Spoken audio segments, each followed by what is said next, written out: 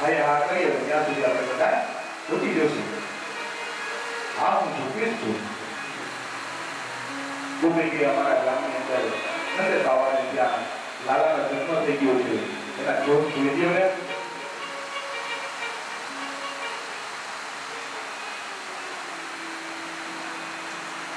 ભગવાનજી આ જોઈ લો શું ચાલો મારે વેચ કરવાનું છે. મારે તો તમે લાલાના દર્શન જ કરવાના છે.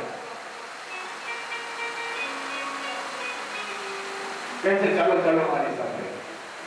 ગોપી હોતી ધીમે ધીમે ધીમે નંદ બાવાના ઘરે આવે છે. યશોદાજીને કહે છે જુઓ જુઓ કોઈ જ્યોતિષ આવ્યા છે. કાનાના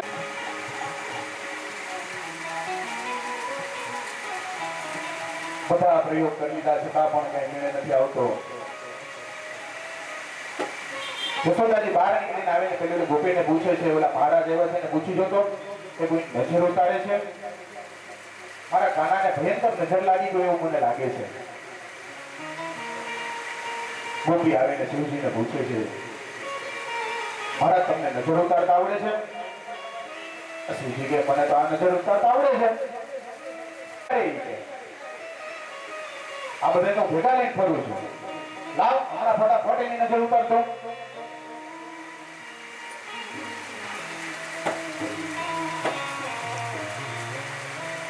કાનાને બહાર લઈ આવ્યા છે. યશોદાજી એકદમ રડે છે. જ્યાં શિવ અને કૃષ્ણની બેની આંખ એક થઈ છે અને ભગવાન શિવજીને જોયા છે અને આ તો જ્યોતિષને જોયા છે ને આ કાનો તો આપણો છાનો રહી ગયો. આના ખરેખર કંઈક જાણતા લાગે છે. હવે આપણે આની પાસે પૂરેપૂરી નજર ઉતારો લાવી દઈએ.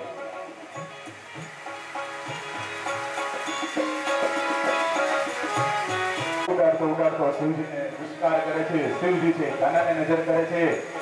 આનંદિત ઉત્સવ થયો છે.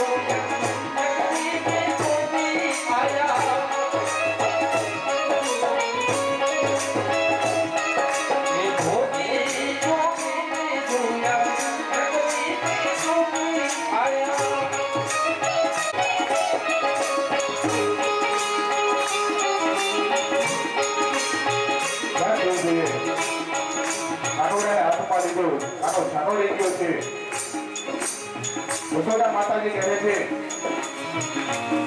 તમને જે જોઈએ ભિક્ષા લઈ લો. હવે મારો ખાનો છે મને પાછો આપી દો અને હવે તમે જતા રહો.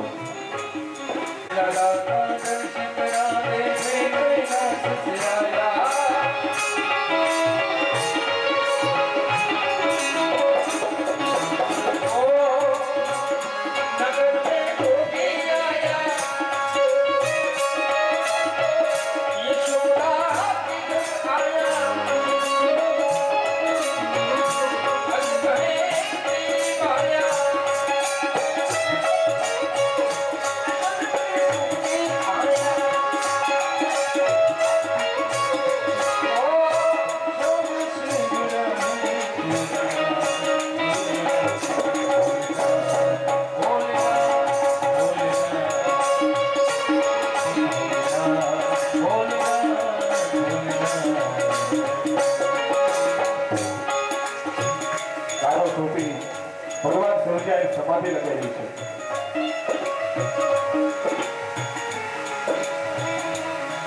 ગળામાં સરોપો છે, ગુફાડા પાડે છે. કાનવડો વળી ફરી પાછો એને હાથમાં રાખેલો છે તો પગ ઉડાડીને નાગને મારવા જાય છે. નાગ સાથે રમવા જાય છે. આ બાજુ જશોદાને બીક લાગે છે. હે સાધુ જોગીરા, આ તારા નાગ છે કે મારા કાનાને પહેરી જશે.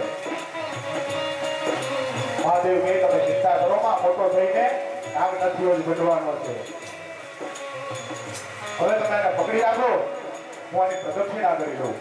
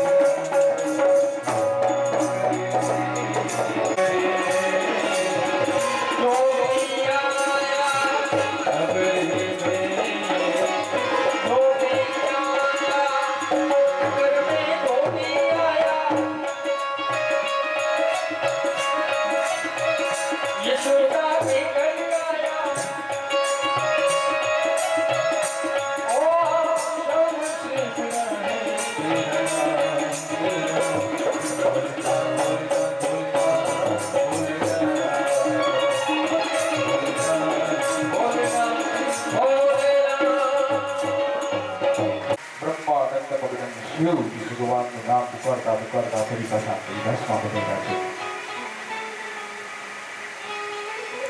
આ બાજુ ગોકુળની અંદર ઉત્સવ જ ઉત્સવ થઈ રહ્યો છે.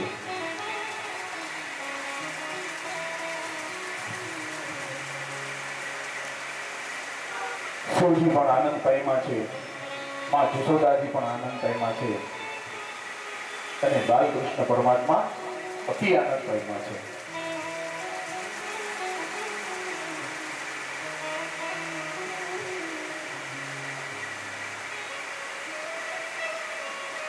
સુખદેવજી કહે છે,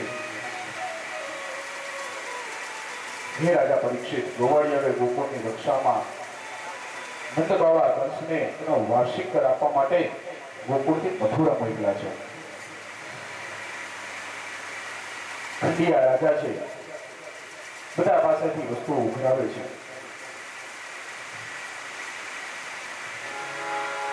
કંસનો ત્રાસ એટલો બધો હતો, જેવો નામ એવો ગુણ. નંદજી ગામના મુખિયા છે. કનૈયાને થયું, બાબા મથુરા છોડીને ગોકુળમાં આવ્યો અને તમે ગોકુળ છોડીને ફરી પાછા મથુરામાં જાઓ છો, શા માટે?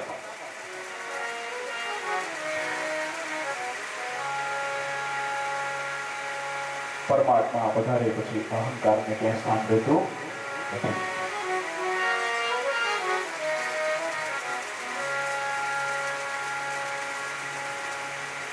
નંદ બાવા મથુરામાં પધાર્યા છે, કંસને મળ્યા છે. કંસને જે વાર્ષિક કર થતો તે આપ્યો છે. કંસને ખબર હતી કે નંદ બાવાના ઘરે લાલાનો જન્મ થયો છે. નંદ બાવાને વધારે આપી છે. નંદ બાવા સમાચાર મળ્યા છે કે તમારા ઘરે લાલાનો જન્મ થયો છે. નંદ બાવા કહે, હા કંસ, આજે વર્ષો પછી મારા ઘરે આરોહ બંધાયું છે. મારા ઘરે લાલાનો જન્મ થયો છે. એક બાજુ વર્ષના પેટમાં બીજ પણ છે.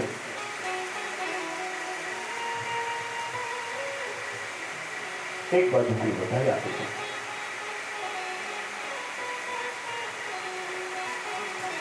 ઘરે અતિથિ તરીકે આવ્યો છે એટલે મીઠું મોઢું કરાવે છે.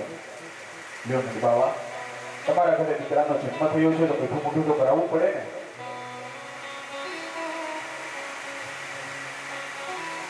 મિષ્ટાનનું બટકું લઈને નંદ બાવાના મુખની અંદર અર્પણ કરાવે છે. પણ આ મિષ્ટાન જે ભગવાન નંદ બાવાને કડવું લાગે છે.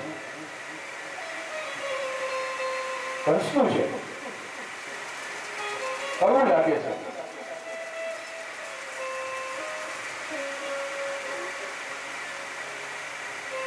અદેખાઈમાં જે જોવે છે એનો ફળ છે એને કડવું જ લાગવાનું છે. નંદ બાબા બધું બતાવી પોતાના મિત્ર વસુદેવને મળવા ગયા. નંદને જોઈ જાણે મૃત શરીરમાં પ્રાણ આવ્યા હોય એમ વસુદેવ ઉભા થઈને દોડ્યા છે. બંને મિત્રો એકબીજાને ભેટી ગયા છે, વાતચીત કરે છે, આનંદ ઉત્સાહથી આનંદિત થયા છે. વસુદેવજી નંદને કહ્યું, તમે ગોકુળ રેઢું મૂકીને કઈ આવ્યા છો? આવ્યા એનો વાંધો નથી, પણ તમે આ ઠીક નથી કર્યું. તમારા માટે ગોકુળમાં રહેવું જ હિતાવહ છે.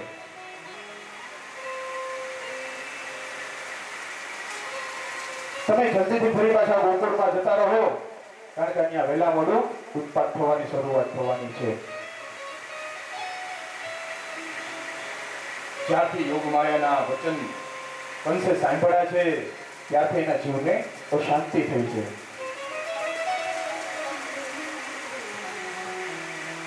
યોગમાયાના વચન શું હતા? તને મારવા વાળો તારો આઠમું સંતાન છે દેવકીજીનું, એ જન્મ લઈ ચૂક્યું છે. આ વાતની કંસને પેટમાં ડર છે ને.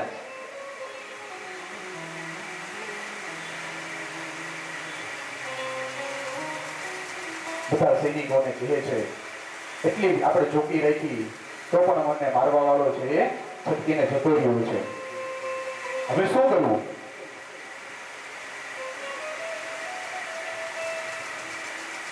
કંસે સભા બોલાવી છે.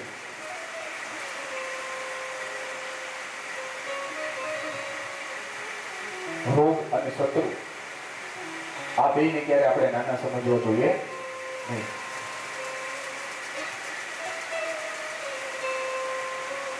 કંસે સભા બોલાવી છે. કહ્યું કે મને મારવા વાળો દેવકીનું જે આઠમું સંતાન છે આ જગની અંદર જન્મ લઈ ચૂક્યું છે. આપણા રાજ્યની અંદર હજી જન્મ્યું છે ને કેટલા દિવસ થયા? તો 10 દિવસ જેવું નથી થયું. તો કે એક કામ કરો, આપણા રાજ્યની અંદર જેટલા નવા બાળકો જન્મ લીધા છે એ બધાને મારી નાખો. કંસનો ડર છે એ ધીમે ધીમે વ્યાપક થવા લાગ્યો છે. આ બાજુ નંદ બાબા પોતાના મિત્ર વસુદેવને મળીને ગયા. પેલી બાજુ છે પૂતના, વ્રજના નગર અને ગામડાઓમાં તાજેલા બાળકો જે જન્મેલા છે એને મારતી નંદ બાબાના આંગણામાં આવી છે.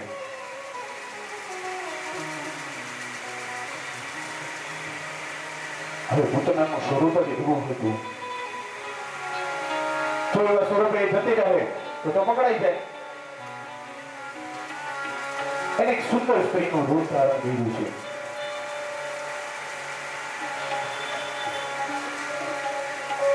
જો આવા બાળકો જન્મેલા હોય એમના ઘરે જાય, બધાએ આપે, એમના બાળકોને સ્તનપાન કરાવી, ઝેર પીવડાવી અને પૃથ્વીને ઘાટ ઉતારી દે.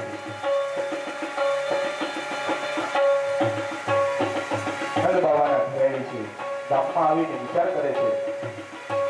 સુંદર મજાની સ્ત્રીનું સ્વરૂપ ધારણ કર્યું છે.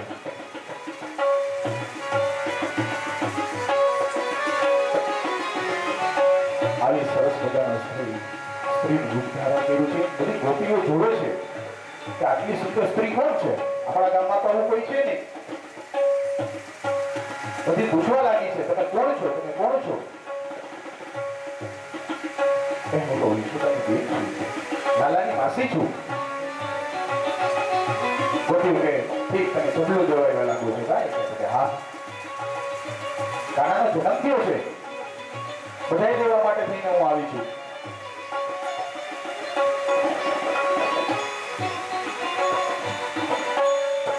ધીમે ધીમે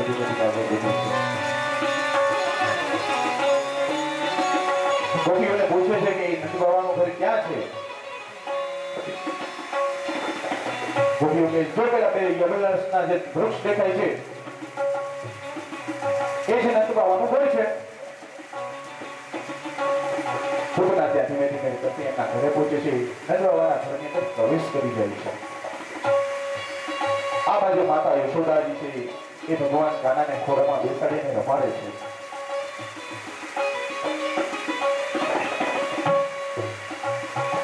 અંદર આવતાની સાથે પૂતના વધાઈ દેવા લાગી છે. મંગલ બધાય હો આપકે ઘર કાના હુઆ હે. યશોદાજી પણ અમને જોઈને વિચારવા પડી ગયા, ઓહો એટલી બધી સુંદર સ્ત્રી આ કોણ?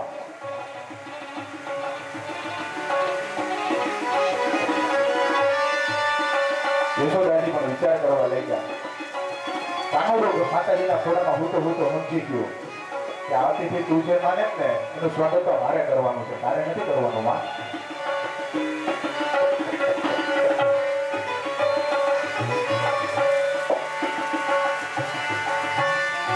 આ બાજુ યશોદાજીને એમ થયું ત્યારથી કાનાનો જન્મ થયો છે. જૈણા અજૈણા કેટલા લોકો અહીંયા વધાઈ જવા માટે થઈને આવે છે. હશે આ પણ ખૂબ હશે. હવે ઘરે આવ્યા એટલે અતિથિ છે અને પછી મારા કાનાને વધાઈ દેવા માટે થઈને આવ્યા છે, તો મારે એને મીઠું મોઢું તો કરાવવું પડે. કાનાને નીચે રમાડતો મૂકી અને રસોડાની અંદરથી મીઠાઈ લેવા માટે જાય છે. આ બાજુ પૂતનાને ભૂકો મળ્યો છે. યશોદાજી જેવા રસોડામાં જાય છે, પૂતના કાનાને પોતાના ખોળામાં લઈ અને સ્તનપાન કરાવવા લાગે છે. બાળકા ધીમે ધીમે સ્તનપાન કરવા લાગ્યા છે. દૂધ આવતું બંધ થઈ ગયું છે. પૂતનાને કહે છે કે માં દે, મારે પીવું છે, મારું પેટ ભરાવાનું નથી.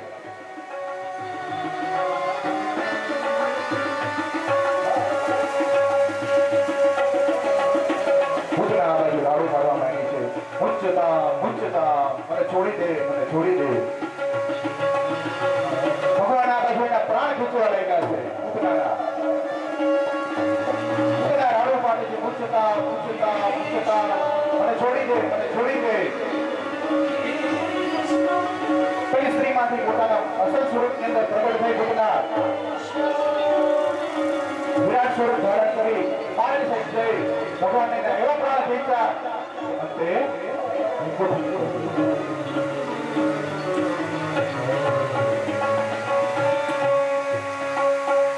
ભગવાને કીધું પૂતના તો ગમે એટલું મુચ્ચતામ કરવા હું તને છોડવાનો નથી. હું તારી પાસે નથી આવ્યો, તું મારી પાસે આવી છે. અને મારો તો સ્વભાવ જ એવો છે, મારી પાસે જે આવે ને ફરી પાછો જવા દેતો નથી.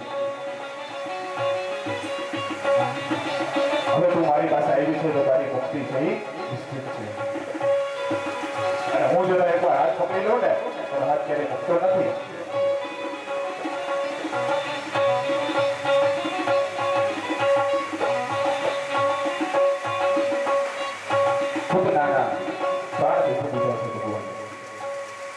પૂતનાનું એવું મોટું વિશાળકાય શરીર હતું, ક્યાં ને ક્યાં સુધી ઝાડવા હતા એ બધા પણ એ તોડીને એના ઉપર એ માથે પડી છે. ભગવાન બાલકૃષ્ણ છે એમના શરીર ઉપર રમે છે.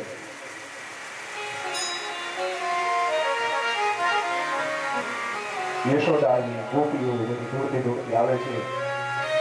ઝાડવા એટલા બધા પડ્યા છે, અવાજ આવો બધો આવ્યો છે. બધા વિચાર કરવા લાગ્યા છે. ભાગવતજીમાં તો એવું લખેલું છે કે પૂતના જ્યાં પડી છે અને જેટલા ઝાડ કપાઈ ગયા છે ને એની જ અંદર એનો અભિનેતા કરવામાં આવેલો છે. એટલા ઝાડ સાથે પડી છે. આ બાજુ માં યશોદાજી ગોપીઓ નંદ બાવાને એના છાતી પરથી ઉતારી અને સીધા ક્યાં લઈ ગયા છે? ગાયોનું ધણ હતું ત્યાં લઈ ગયા છે. યશોદાજી ગોપીઓ સીધા ગાયના ગોષ્ઠમાં લઈ ગયા છે. કાનાને છાણથી ગૌમૂત્રથી સ્નાન કરાવ્યું છે.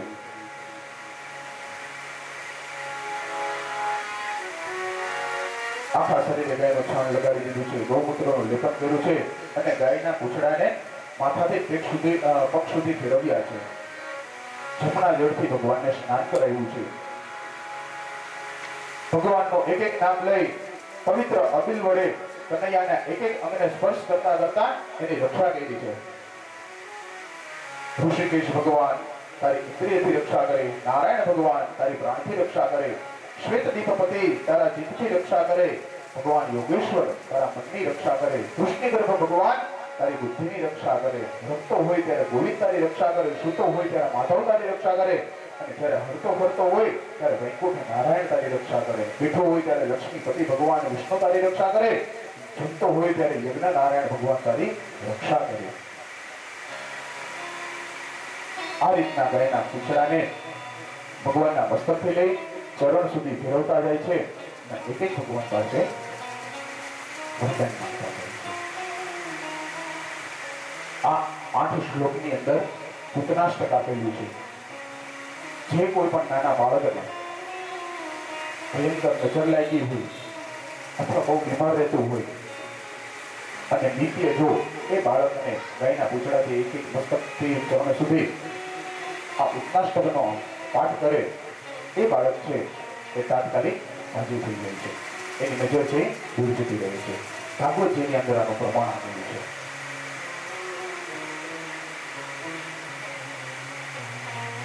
પૂતનાષ્ટકનો પાઠ કરવો જોઈએ. બાળકની નજર હોય અથવા બાળક બીમાર હોય એમાંથી એને મુક્તિ મળે છે.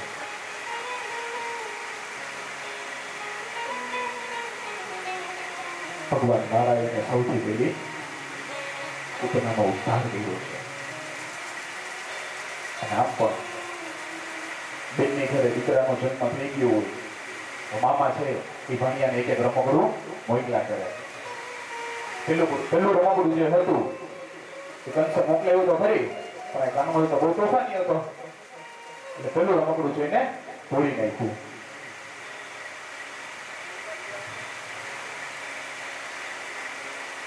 ભગવાન ફરી પાછા વિચારમાં કરે છે. આગળ જતાની સાથે પૂતના વતને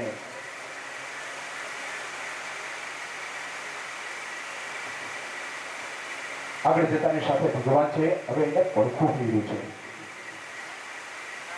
રાજા પરીક્ષિત સુખદેવજી મહારાજે કહ્યું, મહારાજ ભગવાનના ચરિત્ર તો કર્ણરમ્ય છે. કર્ણરમ્ય એટલે અમારા કાનને એટલો બધો આનંદ કરાવે છે કે કથા સાંભળતા સાંભળતા મને હજી પણ પાણી પીવાનું મન નથી થતું. આજે 5 દિવસ પૂર્ણ થઈ ગયા છે, પરીક્ષિત મહારાજ છે એને પાણીનું પીવું પણ નથી પીધું. એક ચિત્ત થઈ અને કથા સાંભળી રહ્યા છે.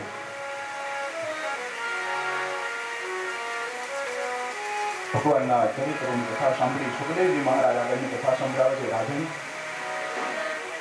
એકવાર માં યશોદા કનૈયાને દુગ્ધપાન કરાવી નીચે વસ્ત્ર બિછાવી એના પર સુવડાવ્યા છે. આજે પ્રભુનું ચતુર્થ નક્ષત્ર છે. નક્ષત્રો કેટલા છે? 27. ભગવાનનું આજે ચોથું નક્ષત્ર છે. ભગવાનનો જન્મ છે એ રોહિણી નક્ષત્રની અંદર થયો છે. ચોથી વાર રોહિણી નક્ષત્ર આવ્યું એટલે કે 27 × 4 108.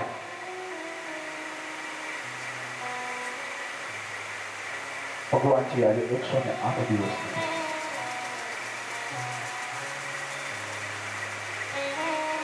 કનૈયાને નીચે સુવડાવ્યો છે. કટી ભાગ ઉપર પીળું વસ્ત્ર છે, કંદોરો છે, ઉદર રેખા છે, સુંદર કપોળ, કોટી કંદર કામણીય છે. પ્રભુને નયન પ્રિય લાગે છે.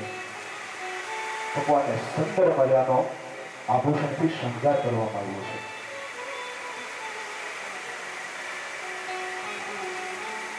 પગની અંદર ઝાંઝર પહેરાવ્યા છે.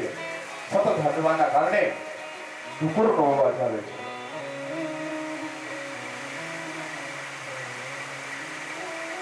એક હાથની મુઠ્ઠી વાળી મુખમાં નાખી છે શ્યામ સુંદર. એ ભૈયાને કેટલા પ્યારા લાગે છે.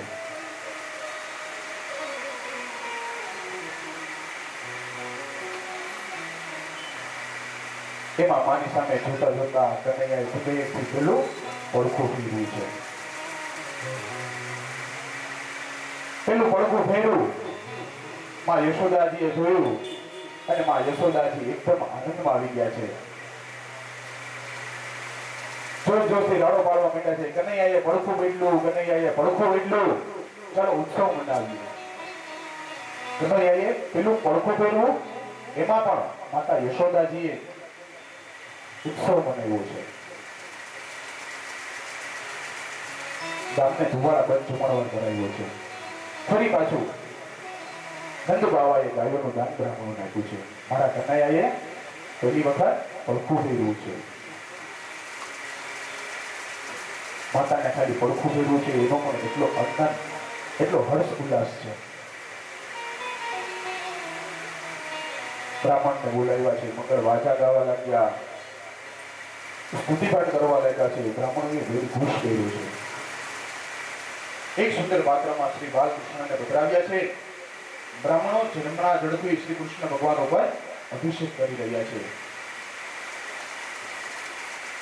આપણે કીધું હતું ને કે જન્મ થાય ભગવાનનો કોઈ પણ જીવનો, એટલે એના 16 સંસ્કાર આપેલા છે.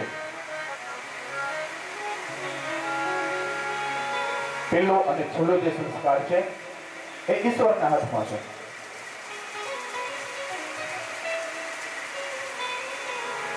વચ્ચેના જે બધા સંસ્કાર છે એ આપણા હાથની અંદર છે. જન્મ સંસ્કાર છે એ ઈશ્વરના હાથમાં છે, અને મૃત્યુનો સંસ્કાર છે એ પણ ઈશ્વરના હાથની અંદર છે. એની વચ્ચે રહેલા જે 14 સંસ્કાર છે એ આપણે આપણા બાળકોને દેવા જોઈએ.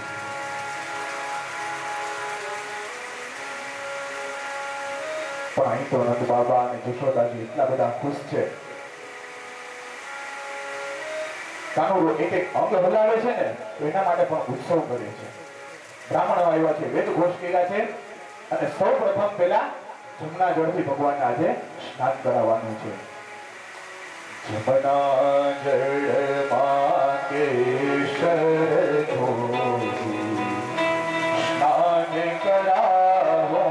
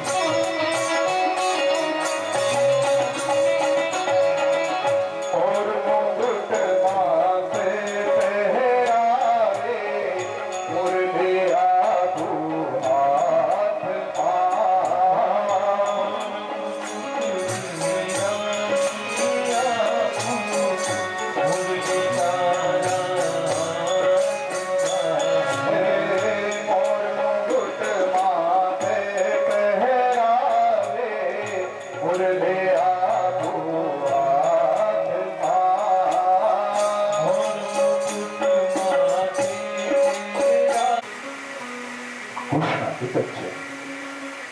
કૃષ્ણ એક જ એ પુરુષ છે, બાકી બધા રાધા છે.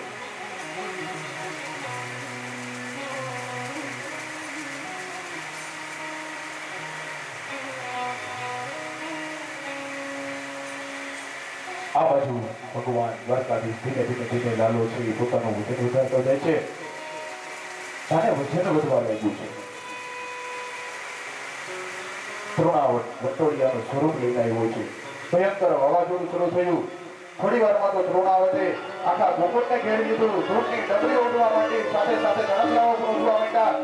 ધૂળ એટલી બધી ઉડી કે સૂર્યના ભગવાન છે એ પણ ઢગાઈ ગયા અને અંધારું થઈ ગયું છે ચારે બાજુ. ગોકુળ ગામ આખું રજ ધૂળ અને તમસથી અંધકારમય થઈ ગયું છે. એટલું ભયંકર વટોળિયામાં ધૂળની એટલી બધી ડબરીઓ ચડી છે, આખું ગોકુળ ધૂળની ડબરીઓમાં ઘેરાઈ ગયું છે. તૃણાવત ચક્કર ફરતો ફરતો ફરતો ફરતો બાબા નંદબાવાના આંગણામાં આવેલો છે. સુતેલા કૃષ્ણને ઉઠાવ્યા છે, લઈ અને આકાશની માર્ગની અંદર ચાલતો થયો છે.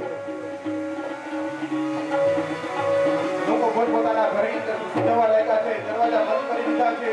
ભયંકર મંટોળિયાએ તો માણસોને પણ ઉડાડવા લાગ્યા છે. પણ કનૈયાને આ બાજુ બચાવવા લાગી છે. બેટા ઘરે બાબા આવી લઈને મામા પોતાના ભાઈને ટુકડા મોકલાવે, ચશ્મામાં સારા સારા ટુકડા મોકલાવે છે. પેલા મારા માટે ઢીંગલી મોકલાવી. કોણ? તો કે ભૂતના. એને તોડીને ફેંકી દીધી. પછી ગાડું મોકલાવ્યું, એને પણ તોડી ફેંકી દીધી.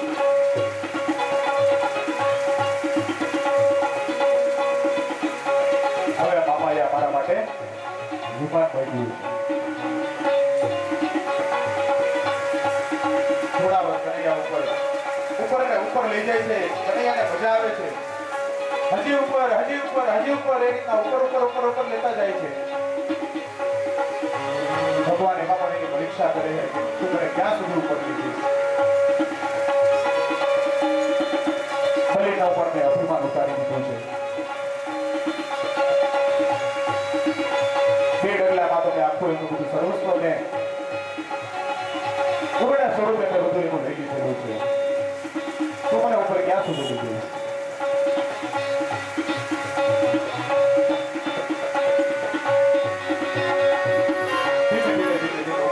લઈ જાય છે. જ્યાં સુધી તૃણાવત એને ઉપર જતો લઈ ગયો ત્યાં સુધી ભગવાનને કઈ વિરોધ નથી થયો.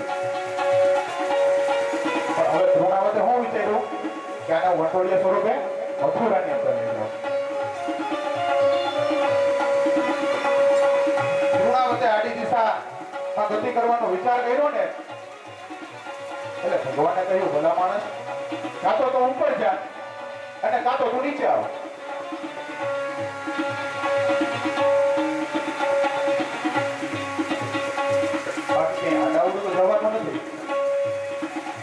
કાં તો વૈકુંઠમાં જા અને કાં તો ગોકુળમાં, પણ બાકી એના સિવાય તારે ક્યાંય આડાવડું જોવાનું નથી. અને મારો આ નિયમ છે કે જ્યાં સુધી હું 11 વર્ષનો નહીં થાવ ને ત્યાં સુધી ગોકુળ મૂકીને ત્યાં નહીં જાઉં.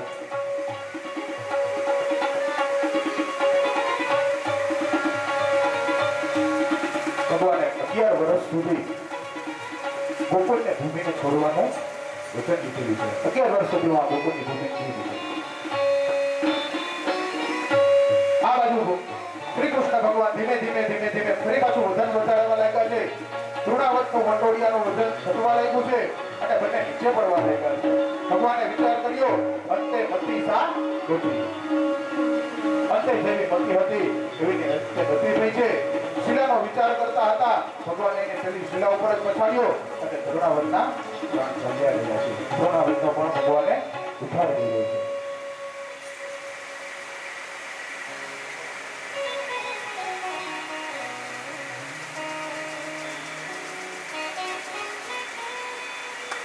ફરી પાછા લાલોથી જમીન ઉપર નીચે પડ્યો છે. ફરી પછી માં જશોદાજી, ફરી પાછા બધા ગોપીઓ, કુવાળો કાનાને લઈને ફરી પાછા ગાયોની ધણીની અંદર લઈ ગયા છે. ગૌશાળાની અંદર ફરી પાછું ભગવાનને સ્નાન કરાવ્યું છે, ગોળનું લેપન કરાવ્યું છે. ગૌમૂત્રથી ભગવાનને સ્નાન કરેલું છે. આ બાજુ ભગવાન દિવસે મોટા થવા લાગ્યા છે. ભગવાનનો નામકરણ સંસ્કારનો સમય આવી ગયો છે.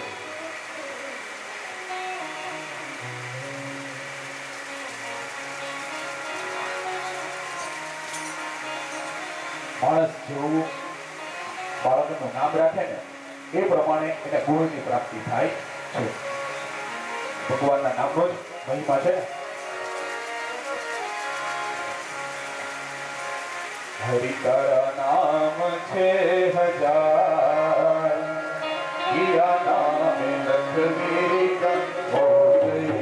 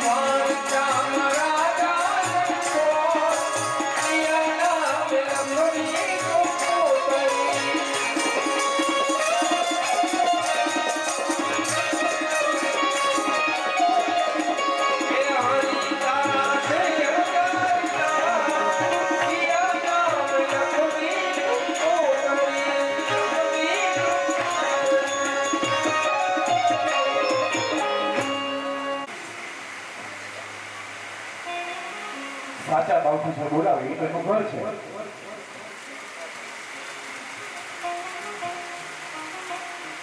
નામનો મહિમા બતાવવામાં આવ્યો છે. નામકરણ સંસ્કાર.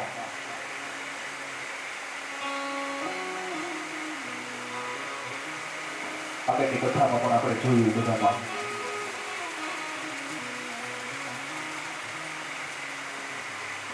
અજામિલની જોડે શબ્દો આવ્યા હતા. સંતો શું કહી ગયા? તારા ઘરે દીકરો થાય એનું નામ રાખવાનું છે નારાયણ. અને અંતે મતિ સાગતે અજામિલનો ઉદ્ધાર કરવા માટે થઈને એનો દીકરો નારાયણ તો ન આવ્યો, પણ ભગવાન ગરુડ ઉપર સવાર થઈને દ્વારકાધીશ બચાવીને એનો ઉદ્ધાર કરી દીધો.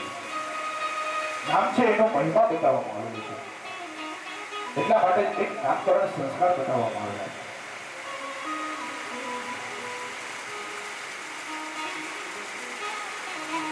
પછી નામ જ એવું હોય કે જેનો કઈ અર્થ જ ન હોય.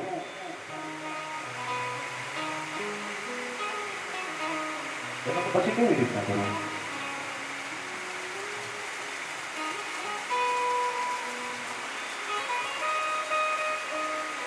ભગવાનના 1000 નામ છે, તો 1000 નામ છે એનો મહિમા છે, એક એક નામનો મહિમા છે.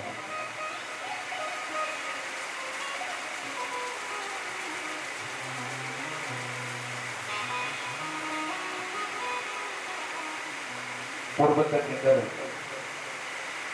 અમારા ગુરુ સમાન પૂજ્ય ભાઈશ્રીએ એ વિષ્ણુ સહસ્ત્ર ઉપર ભગવાનના 1000 નામ ઉપર 15 દિવસનું પ્રવચન રાખ્યું હતું.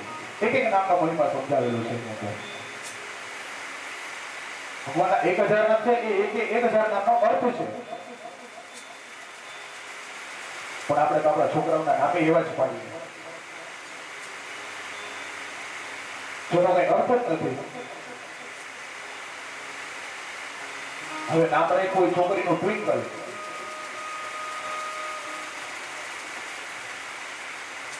પછી 30 વર્ષ 35 વર્ષ 40 વર્ષ 50 વર્ષ સુધી તો બરોબર છે.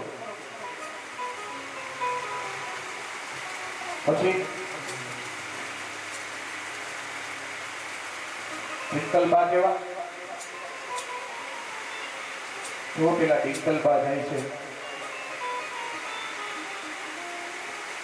નામનો મહિમા છે. સારું ના લાગે ને આપણે એવું બોલીએ ડિંકલબા જાય છે, કેવું લાગે? હું અત્યારે બોલું છું તો તમને વસ્તુ આવે છે.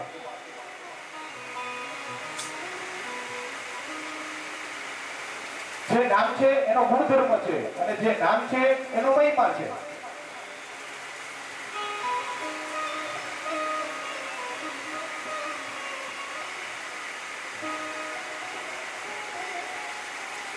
ભગવાનના નામકરણ સંસ્કાર માટે થઈ તેમના ગુરુ ગર્ગાચાર્ય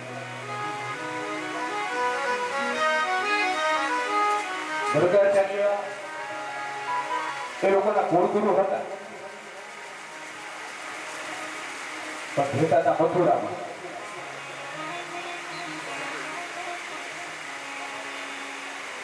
ગર્ગાચાર્ય મહારાજને ઋષભદેવે બોલાવ્યા છે, પણ એ ગર્ગાચાર્ય છે એ ગુપ્ત રીતે ગોકુળની અંદર ભગવાન ઇન્દ્રને ત્યાં પધારેલા છે. ભગવાને એની ઓળખાણ આપી છે. એક દિવસ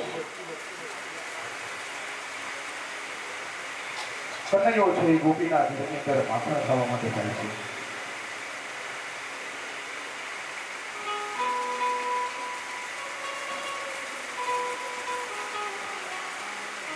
ઘરમાં કોઈ હતો ના, એ બધું સામ સામે કર્યું છે. લાલાને મજા પડી ગઈ, ઘરમાં કોઈ છે નહીં અને માખણ ખાવાની તો આપણને મજા પડી જશે.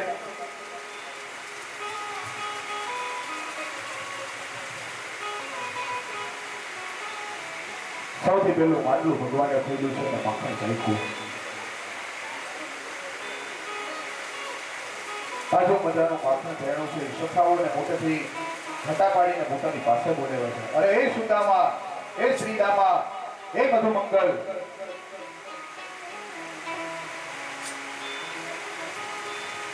સરસ મજાનું અહીં માખણ છે, માખણ ખાવા માટે થઈને તમે લોકો પણ અહીં આવો.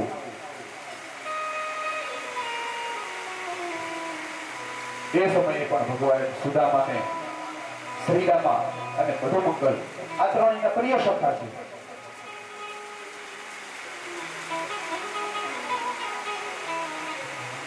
કથાની અંદર જાય ને તે કથા સાંભળતા હોય તો કથાની અંદર એમના નામ છે ને એ બધા યાદ રાખી લેવા. ભગવાનના ત્રણ મિત્ર સખા છે જે ભગવાનને પણ પ્રિય છે. કોણ? સુદામા, પછી સુદામા, પછી શ્રીદામા, પછી મધુમંગલ. આમાં જે કથા સાંભળે છે એને જ નામ યાદ છે, બાકી બધા જોડા ખાતા હોય એવું મને લાગે છે.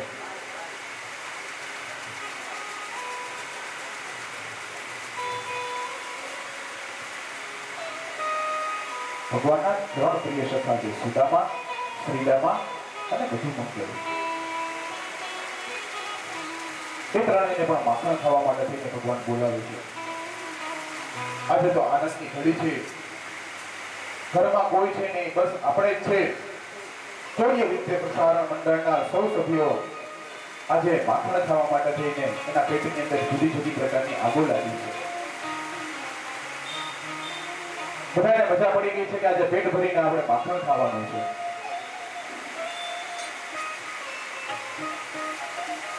બધા ગંગાના પ્રવાહની કૃપા પૂછી રહ્યા છે. એવામાં પાછળથી કોઈ માગીને બોલ્યું, "એલા લાલા, પેલી ગોપી આવી જશે તો શું થશે?" લાલો કે આવશે ત્યારે જોઈ લેશું. અત્યારના તો ઘરમાં કોઈ છે નહીં, જેટલું આવે એટલું માખણ ખાઈ લો.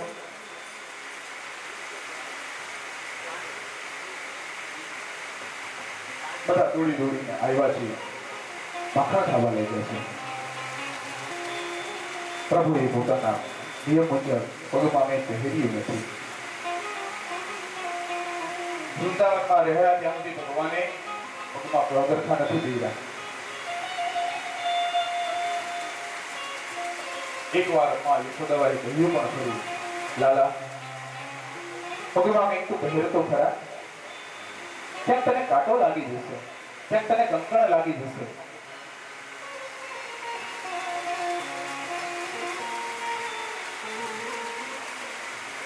પણ લાલો કહે છે કે માં, મારી ગાવડી જો કઈ ના પહેરતી હોય તો મારે પહેરવાનો શું અર્થ છે? એક કૃષ્ણના ગાય પ્રત્યેનો લગાવ બહુ પ્રેમ. એક વાંસળીનો સુર છેડે અને બધી ગાયો છે એ પોતાની તરફ આકર્ષિત કરી દે, એ એક જ સ્વરૂપ છે ભગવાનનું, દ્વારકાધીશ પોતે.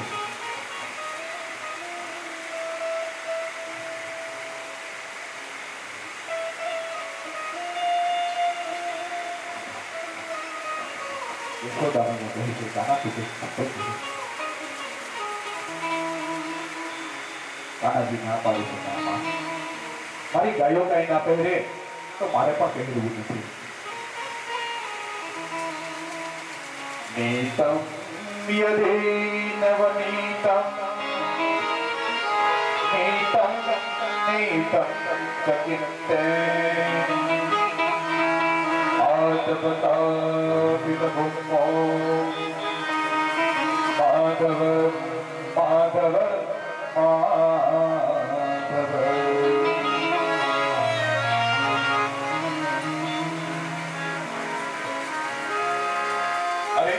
તે માખણ તો લીધું પણ ભરે લીધું, પણ હે માધવ, આ તપેલી ભૂમિ જે છે એના ઉપર તું માધવ માધવ માધવ આની ઉપર દોડ નહીં, દોડીશ નહીં, દોડીશ નહીં, દોડીશ નહીં, આવું કીધું છે. એટલે ભગવાનના નામમાં એક ઉમેરો થયો છે, માધવ. બોલીએ શ્રી માધવ ભગવાન કી જય. ભગવાનને ના પાડી છે કે માખણ તો ભલે ખાધું, ભલે જોયું, પણ તું દોડીશ નહીં. માધવ માધવ માધવ, દોડીશ નહીં, દોડીશ નહીં, દોડીશ નહીં. એટલે ભગવાનનું નામ પડી ગયું માધવ.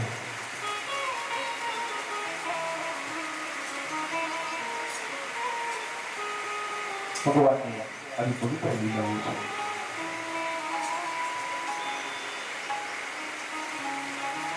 રણ છોડીને જવાની ના પાડી છે એટલે એનું નામ પડ્યું છે રણછોડ. અહીં માખણ ચોરીને ખાય છે, ખાઈ તો લીધું છે, પણ પેલી ગોપી ના પાડે છે કે તું આ ભાગ નહીં, દોડીશ નહીં, દોડીશ નહીં, એટલે એનું નામ પડી ગયું માધવ.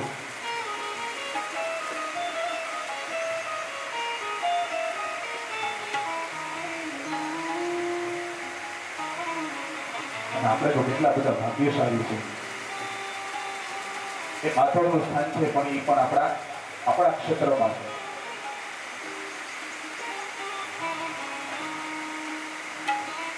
ભગવાને જન્મ ક્યાં લીધો, ભગવાને પોતાની લીલાઓ ક્યાં કરી, ભગવાને પોતાની યુવાનીઓ ક્યાં ગાળી,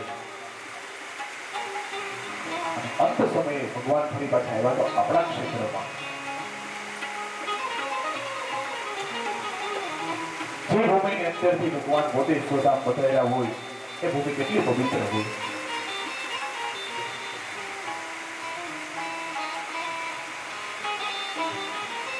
અને માધવ પણ અહીંયા આપણા ક્ષેત્રની અંદર પ્રાચીનની અંદર ભગવાન માધવ લક્ષ્મી સ્વરૂપે ભગવાન ત્યાં એક છે.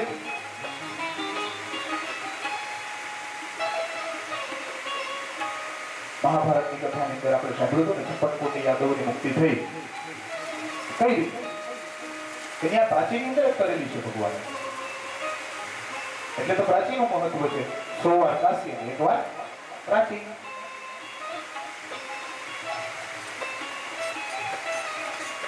અંતે 56 કોટી યાદવો છે એને મુક્તિ દેવી છે ભગવાન દ્વારકાધીશે.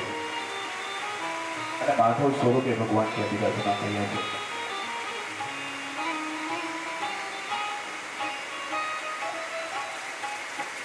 ભગવાને ભૂમિને વરદાન આપેલું છે. માત્ર ખાલી તમે જે પિંડ અને તર્પણ કરો ને તો પણ એ જીવની મુક્તિ કરાવે છે ભગવાન. પ્રાચીનો મહિમા છે. મા ગયા માચ ગોપ્તેય મા ગંગા માચ પુષ્કર તત્ર ગચ્છા કુરુક્ષેત્ર યત્ર પ્રાચી સરસ્વતી.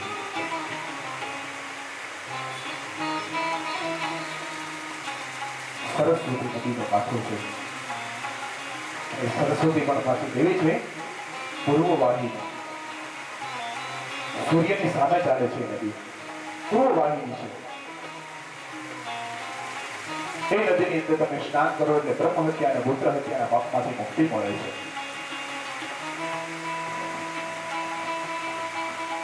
એ પ્રાચીની ભૂમિ ઉપર બેસી અને પિંડદાન અને તર્પણ કરો એટલે તમારા સમસ્ત પિતૃઓને મોક્ષની પ્રાપ્તિ થાય છે.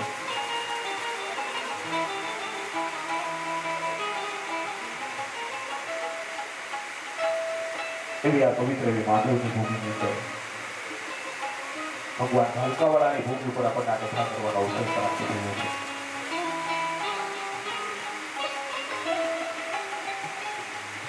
હમણાં મારી પાસે એક પ્રશ્ન આવ્યો હતો આપણા કથામાંથી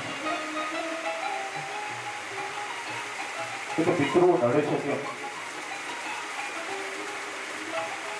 એનો ખાસ જવાબ દેવા માટે થઈને જ્યારે કથાની અંદર વચ્ચે પોઈન્ટ લીધો છે. પિતૃઓ છે ને જ્યારે આપણને નડતા હોતા નથી. આગળ પણ કીધું છે પિતૃઓ છે તો તમારા પૂર્વજો છે, આપણા પૂર્વજો છે. એ ક્યારે આપણને નડતા હોતા નથી. પણ મનુષ્યનો જ્યારે જન્મ થાય ને ત્યારે એની પર પિતૃનું ઋણ હોય છે. તમારા ઘરે દીકરાનો જન્મ થયો છે એ પિતૃની કૃપા છે તો તમારા ઘરે દીકરાનો જન્મ થયો છે. હું નામના નરકમાંથી તારવા માટે જેની ઈચ્છા પૂરી કરે છે એ પિતૃ. અને એ દીકરો સંતાન તરીકે દીકરો તમારા ઘરે ક્યારે આવે? જ્યારે પિતૃ રાજી હોય ત્યારે. અને એને જ ખબર છે કે જો આ પિંડદાન કરશે તો જ મને મુક્તિ મળશે. કોઈ પણ પાસે તમે જાઓ સંભળાવો તો પિતૃ છે એ પિતૃ દોષ આવે. પિતૃ ક્યારેય નડતા હોતા નથી.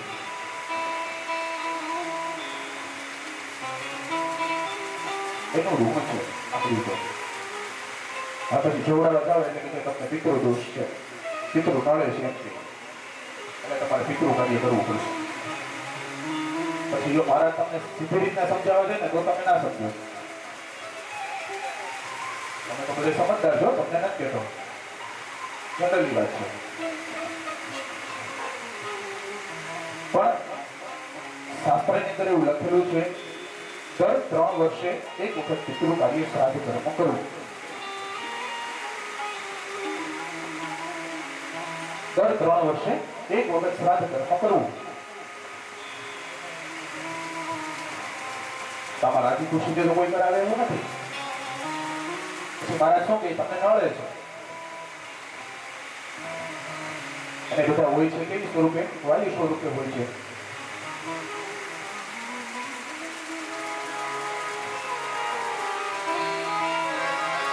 એ 3 વર્ષે એક વખત આપણે એને યાદ કરીએ, એનું આપણે પિંડદાન કરીએ, એનું આપણે તર્પણ કરીએ, એ દિવસે મુક્ત થાય છે. અને સાહેબ હું તો વ્યાસપીઠ ઉપરથી તમને કહું છું કે જો દર 3 વર્ષે તમે આ કાર્ય કરતા હોય ને તો તમારા ઘરની અંદર તન મન ધન આ કોઈની અંદર છે ને ત્રણેય વસ્તુની અંદર કોઈની તમારે કોઈ પણ પ્રકારની કમી નથી આવી છે.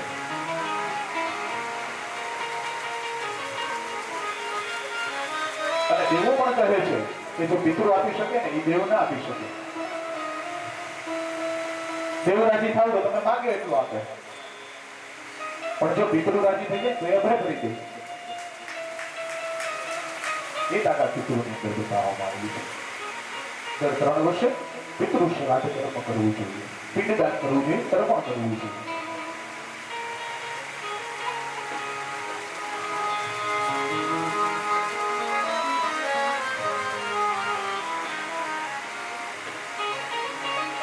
ભગવાનને માખણ ખાધું છે, માખણ જોયું છે અને દોડતા દોડતા થાય છે તેનું નામ એક માધવ માનવામાં આવ્યું છે. કેટલી બધી અદભુત કથાઓ છે ભગવાન લાલાના એક એક ચરિત્રની.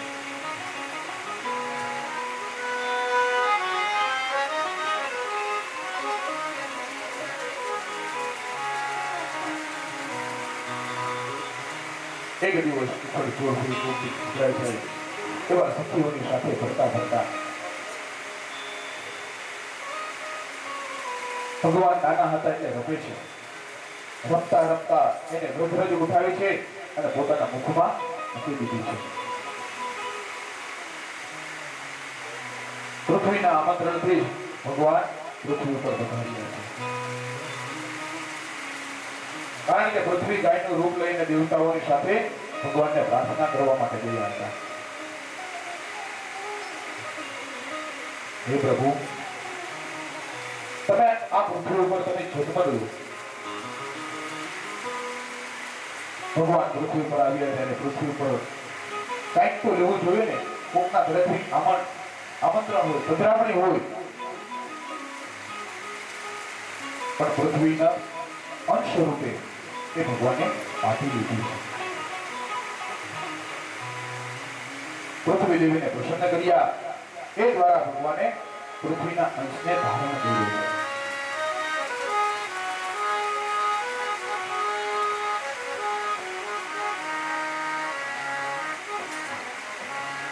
વિમુખ જન મોહિની માયા. જે લોકો ભગવાનથી વિમુખ છે અને જે વિમોહિત છે એને મોહિત કરનારની માયા એ જ વિમુખ જનની માયા. જે સંસારમાં આસક્ત છે, જે ભોગોમાં જ આસક્ત છે, એને આપણી માયામાં એને જીવ કેવી ન શકાય.